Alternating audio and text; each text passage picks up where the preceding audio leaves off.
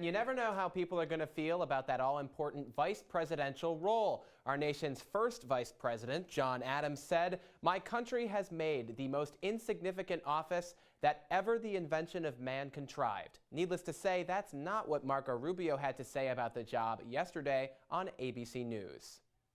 But you said it would be an honor to be offered a spot on his ticket. Really? Yeah, I think anyone who's offered the opportunity to serve this country as vice president should be honored by the opportunity to do it if you're in public service. I'm in the Senate because I want to serve the country. Being vice president is an important way to serve the country. The reason why I ask is, look what happened to the last guy.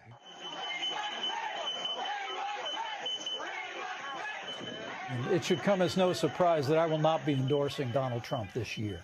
Now, guys, despite what happened to the last guy, Trump does have a lot of options as his next number two. So we've decided to evaluate these possibilities the only way we know how during the month of March, and that is with a bracket. Take a look at this. All the potential names that Donald Trump could possibly pick.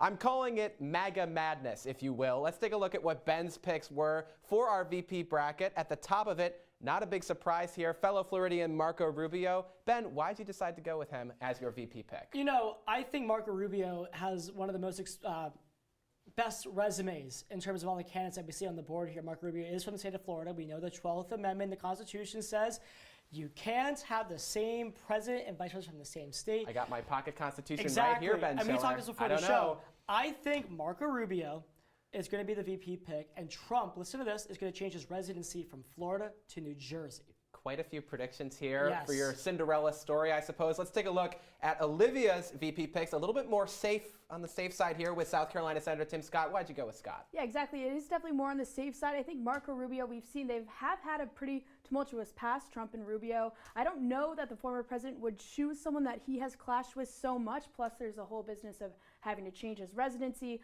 All of that, I think Scott is kind of a safer choice. You know, Trump struggles with the black vote. That would definitely help him out there.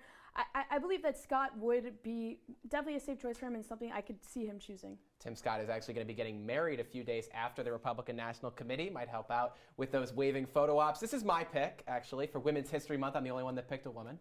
Elise Stefanik here of New York. She has been very vocal in her support of Donald Trump, though not always. In 2016, she actually voted for John Kasich in the Republican primary process. Now she's all in on Trump. She endorsed him in 2024, even 4 days before he announced way back in November of 2022. I think Donald Trump feels like the issue of abortion is one where he's very vulnerable, and having a woman on the ticket, even someone who is as anti-abortion as Elise Stefanik is, might help him out with suburban women and other voters in the state of New York, which, as you know, he's got a lot of problems with the state of New York right now.